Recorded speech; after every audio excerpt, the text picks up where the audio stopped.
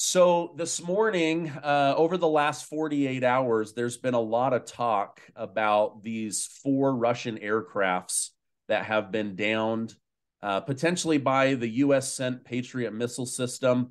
There's some confusion around whether this story is true or not. Can you let my audience know what you know about the situation?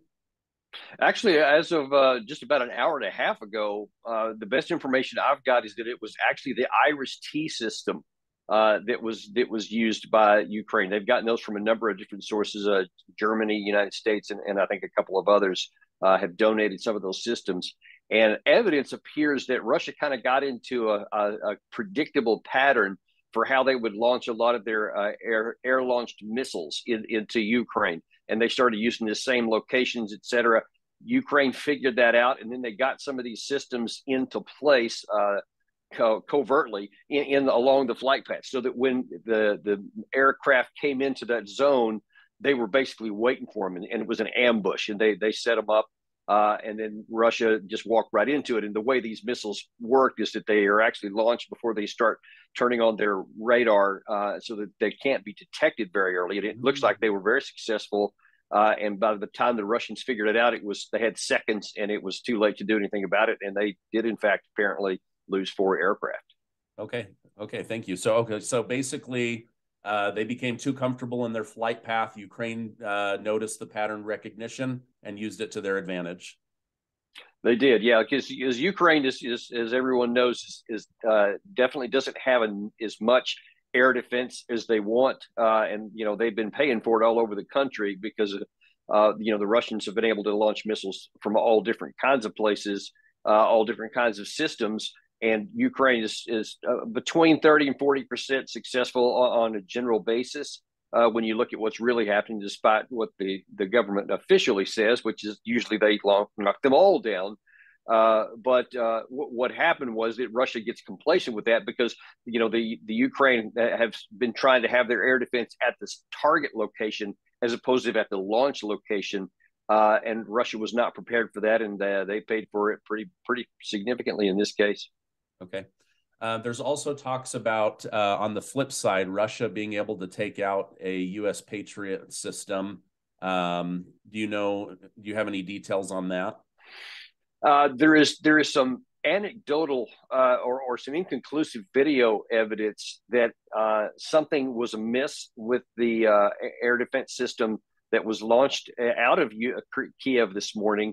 Some evidence suggested it actually was destroyed, but of course the Russian side is saying that it was. The Ukraine side saying it wasn't.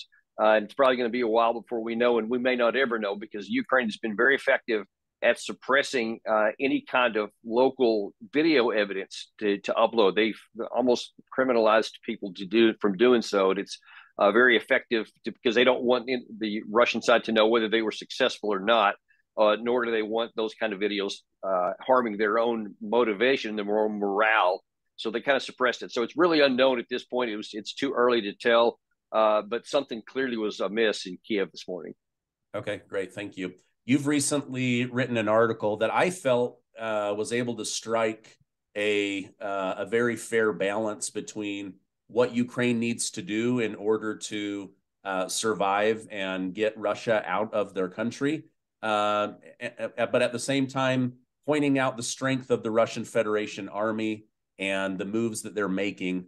In that article, you said it's becoming more clear that the West believes Ukraine won't be able to kick Russia out of their country completely. Why do you think that shift in thinking is happening? And are we going to end this thing in a bloody battle, or is it going to end with a negotiated settlement?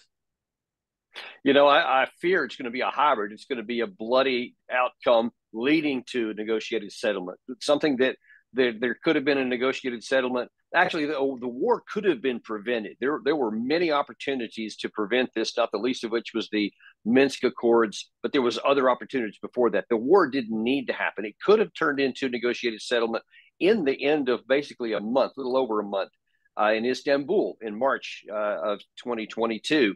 But for various reasons, part of it apparently was Boris Johnson sabotaged that right after the meeting. and encouraged them to continue fighting. That's what's reported by numerous sources. We don't know for sure, but what we do know is that immediately after that, Zelensky just completely changed his tune. And then after that, Putin likewise just said, okay, there's no more talking. We're going to try to win this on the battlefield. And that's what both of them are doing. Now, the current situation right now is when we're ostensibly waiting for Ukraine to launch this either late spring or now it's almost summer offensive. The problem is that since October, when Ukraine did genuinely catch Russia with their pants down and have that very successful drive in the north around the Kharkiv area where they sent the Russians reeling back over 100 kilometers. They finally stabilized it in the Svatovo-Kremina area along very near one of the rivers up there. Russia stabilized that in about October. And since that time, the lines have hardly changed at all, just a few changes in the Wagner area, which I'll talk about in just a second.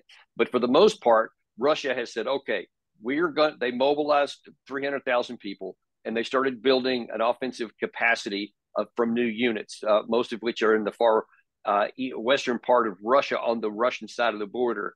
Some are also in the Crimea area, also training, but they're out of contact. Meanwhile, they have been basically keeping the line static along that 1,000-kilometer front, and then they have been building elaborate defenses in depth over hundreds of kilometers in those regions, many belts of really classic Soviet doctrine. What they used to do, they're now putting those into great effect. Any offensive that tries to go into that is going to have a very, very difficult time. And there was actually a very odd, in my view, opinion piece in the Washington Post yesterday by retired Army General Mark Hertling, former commander of the 1st Armored Division. In it, he lays out almost verbatim to what I've been arguing for months about how difficult the path is for the Ukrainian side. The difficulties of conducting combined arms operations on a large scale, something they have never done, ever in their history. Even the Kharkiv area was not done to the scale of this type against an enemy that's dug in, has multiple belts of defensive, is prepared. The offensive side has insufficient air power. They have insufficient air defense. They have limited artillery support against an enemy that has air superiority, meaning they have more of the air power. They have more air defense, and they apparently have no shortage of ammunition, despite what some people say. The evidence on the ground says otherwise. And that is the most difficult task any army could do. And as General Hertling points out, this would be a tough task even for the United States, even for an elite Western force. This would be a very, very tough task with no guarantee of success. And yet somehow he, in the very next sentence, says he has confidence that Ukraine is going to win, which is irrational and illogical.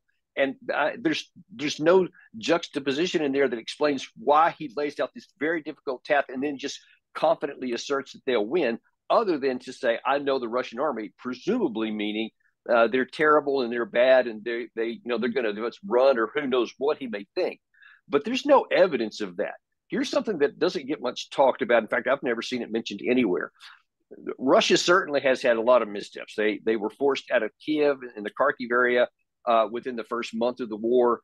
They were driven back in September from Kharkiv area all the way back, and then they abandoned Kherson City also in October of last year. So there's been some pretty major setbacks for the Russians, and there's no question about that. However, in every area where Russia has chosen to stand and fight, Ukraine has never pushed them out to date. And I mean nowhere. Russia, when they started getting attacked in Kharkiv, they withdrew back to a defendable position. When they were not having success in the Kiev area in the early part, they withdrew and put their forces back in the Donbass, where they wanted to fight from there. And when they left Kherson City, they moved back on the eastern bank of the Donetsk River to put in defensive positions, where they have remained to date. Everywhere else that Ukraine has tried to attack, they have not succeeded anywhere. So when you want to compare what's actually happened tactically on the ground, where Russia has chosen to fight, Ukraine has not been able to stop them, and they have definitely not been able to drive them out beyond any local counterattacks that may have happened, like around Bakhmut a couple of days ago, where they have some tactical gains, but we'll see if that turns into anything else.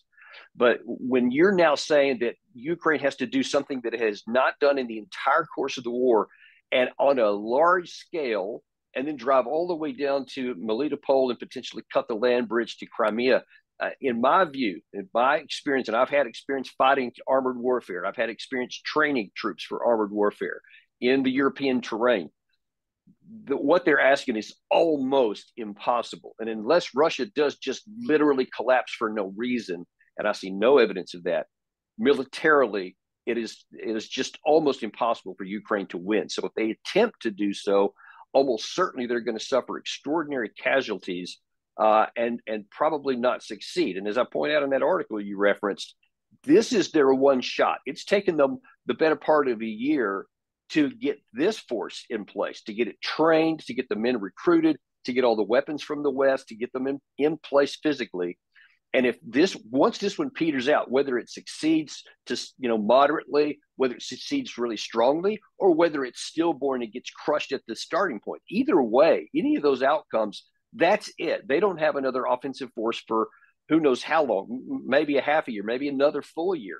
Russia, on the other hand, if they absorb this shot, they reportedly still have 150 to 200,000 troops that haven't been engaged yet.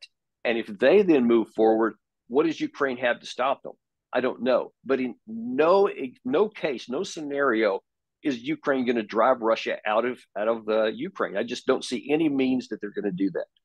Okay, thank you. I mean, you've got the battle experience. You've got the running through these scenarios over and over again with top military leadership. So I appreciate that insight. You had mentioned in the article that the West needs to make some actionable changes. If you were advising President Biden or Lloyd Austin or General Milley, what would be some of the key military actions that you believe that they should take right now in order to give Ukraine the support that they need?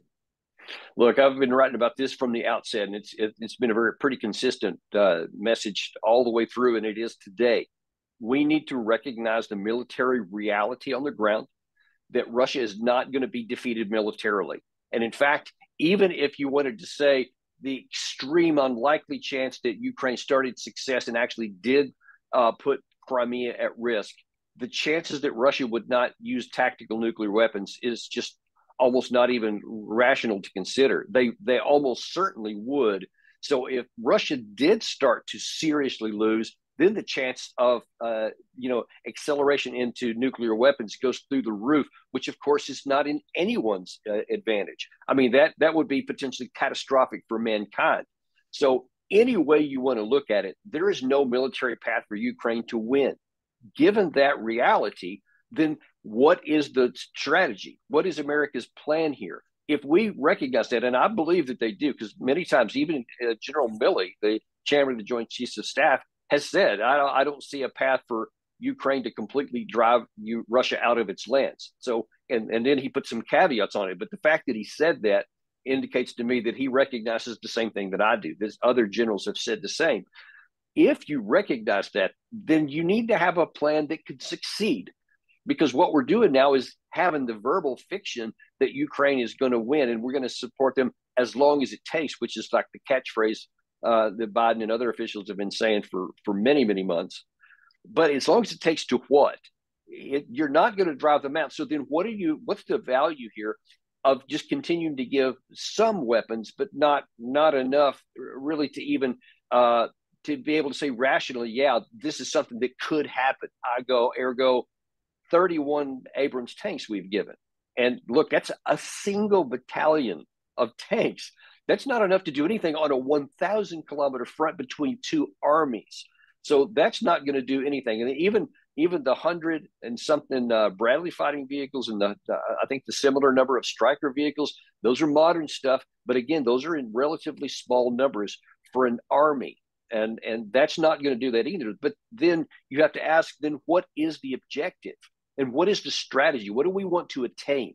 Because right now, it honestly doesn't look like we have one. we're just throwing stuff out there, and we're like, okay, maybe we can get rid of some of this, or maybe we can afford to lose some of these, but limited numbers, because of course all these are coming out of our stockpiles. And the more of this you give, the more of the weapons and ammunition that we give, the less that we have in the event that we need them. And of course, many people are raising that flag, and it's very valid. But given that is the case, then how about we do something that can succeed, and say something that's good for America, then it ultimately is good for the NATO alliance, which are our top two priorities, not Ukraine. Ukraine, we can help Ukraine, but that's number three priority, not one or two. That's US and NATO, because we have obligations there. So what can work is, look, Russia has been significantly harmed because of all the losses of the thousands of armored vehicles, the probably dozens of different aircraft they've lost, and certainly the hundreds of thousands, or probably in the hundreds of thousands of killed and wounded troops that Russia has lost. So it's going to take them many years, probably closer to a decade, to recover just to where they started here. Meaning we're not at any threat of Russia going anywhere to the west, into NATO, which so many people want to throw up, but that's a straw man. That's a fake argument, because they don't have the capacity to do so. Given that, then let's negotiate, or let's send our diplomatic power behind the scenes first to both to Kiev and to Moscow, and saying, hey, this is not going anywhere. Nobody's going to be able to win a clear, decisive military victory. Let's bring this thing to an end as soon as possible, and find out what is the minimum acceptable level that both sides can live with, and then let's bring the killing to an end, so that no more Ukrainian citizens have to die unnecessary deaths. No more Ukrainian servicemen. No more Russian servicemen have to die because their two leaders can't figure out what they're doing, and they just keep throwing them into this meat grinder, and they continue to die. Ukrainian cities continue to get leveled. It's just catastrophic. And the longer this goes on, the more people are going to die, the longer it's going to take to rebuild afterwards.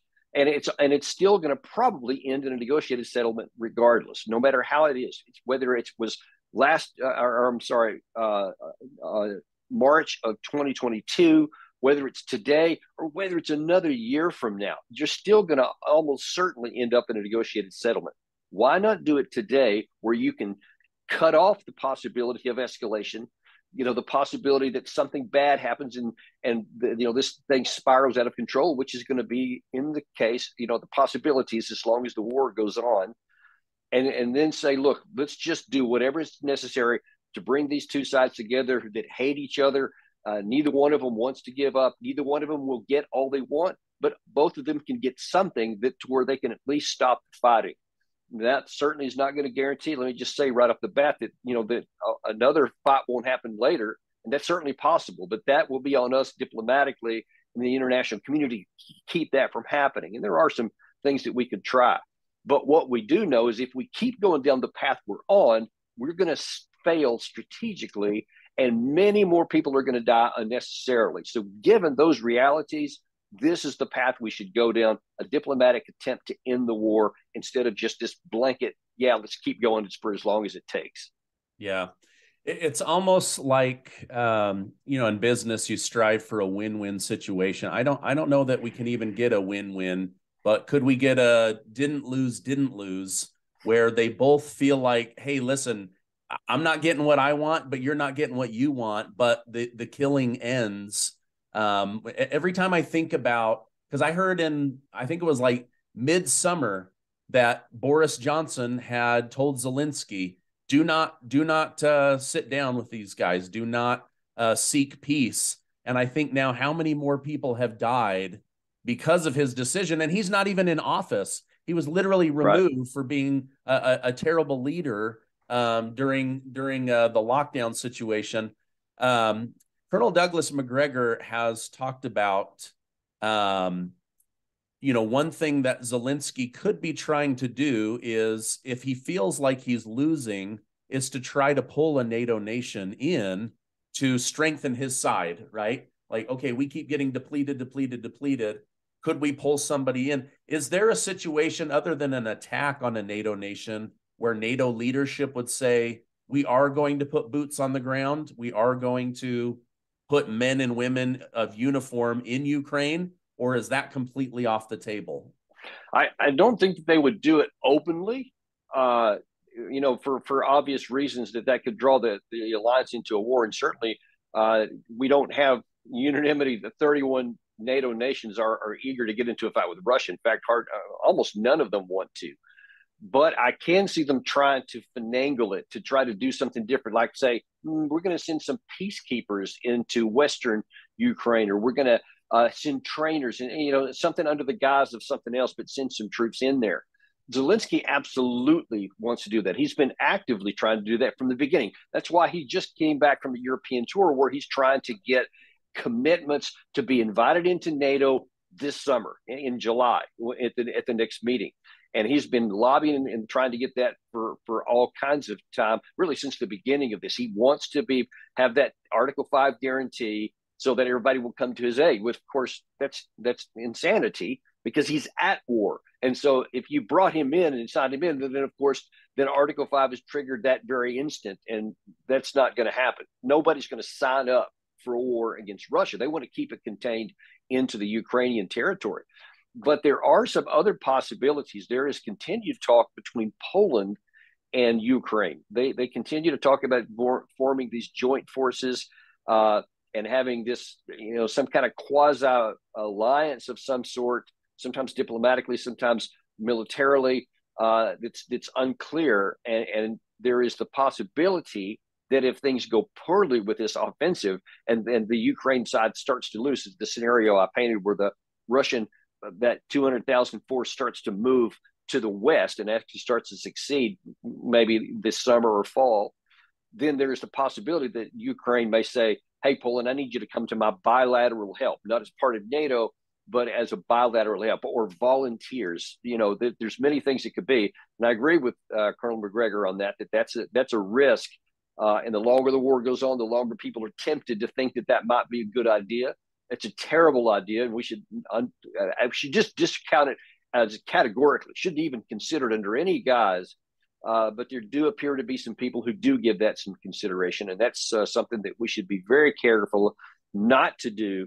And if there's any thought of doing that, then the Congress has an obligation to the American people to have that voiced and discussed before one vote of any side is sent there, because that could easily cause a war that we would then be stuck with. And before that happens, the American people need a voice if they want to go to war. Of course, they don't, but let's make sure they get that chance. Yeah, no, absolutely. I mean, we're not really consulted, as you know, in the Middle East. It's really what do the top generals and the military industrial complex want. Unfortunately, okay. Yeah, let me ask just a couple more quick questions, and then I'll let you go. I know how busy you are, so thank you. Is there any scenario in which Russia uses nuclear warfare on Ukraine, or is it only if there is an attack on Russia itself that justifies a retaliatory situation with nuclear missiles or something like that? Russia has been very outspoken from the beginning. Numerous officials in kind of giving tacit warnings of nuclear weapons without being too direct, although Dmitry Medvedev has a couple of times. But in my view, there is only two possibilities where Russia would use tactical nuclear weapons, neither of which is in the effect at present. One is if we attack Russia with the nuclear weapons, and then, of course, they're going to respond immediately. The second one is if the NATO provides so much success and so much capability to Ukraine that at some point, against all the odds that I've argued already, that they do start to be physically driven out of the country. And if anybody talks about moving them out of out of Crimea, or even further out of the Donbass towards the existing internationally recognized Russian border, then I think the chances go through the roof that they would, because I can't imagine that Putin would allow his army to be driven physically out of the field and not use any of the tactical nuclear weapons at his disposal that he has. I don't know that he would survive in power, because there are so many hardliners in Russia that already are saying that. In fact, many of them suggested that maybe that Putin needs to start thinking about doing that now and quit worrying about what might happen, which is nonsense, but that there are some voices like that. They're on the fringe right now. But if their forces are getting driven out and Putin can't stop it, those you can count on those voices to rise. So as long as Russia doesn't lose or we don't attack them, then I don't think there's any chance that they would use nuclear weapons, because they know that if he did, then he would be receiving some, and that would be catastrophic for his country. Okay. Yeah, that was the only scenario I could see, was if maybe Ukraine, as part of their peace negotiation, as they want Crimea back. I don't think it's going to happen. I think that's a pipe dream. But if they were to actually go into Crimea, Russia would consider that a direct attack on Russia, and that could trigger something. Other than that, I don't know that we need to worry about them sending in just into Ukraine, because they have so many other weapons at their disposal. Right. They don't need to right now. They, at this point, they don't need to. Okay, great. Thank you. I mean, that's reassuring. That, you know, the American people, we're not over there. We don't know. We want to end the killing, and yet at the same time, you don't want a monster to morph out of Russia that could be big or worse than it is right now. Thank you so much, Colonel Davis, for coming on. Your time is valuable. Thank you for your service to our country, and have a great rest of your day. Thank you very much. I appreciate the opportunity to share.